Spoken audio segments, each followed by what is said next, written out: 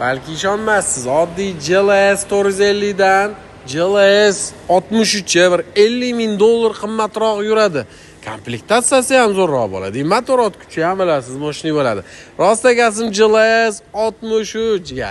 Yangisini taxminan 230 ming atrofida, undan balon bo'lsa 230 mingdan oshiqga ola solaman siz. GLS 63 33 ming probeg, 2023-yil, olchaslar polni bronda, kopart emas.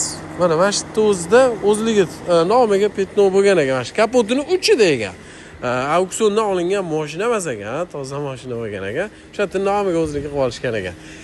Shok narx deydi. Rost egasin, bosib olgan odamcha suyunchi tashab ketsa ham arziydi bizga.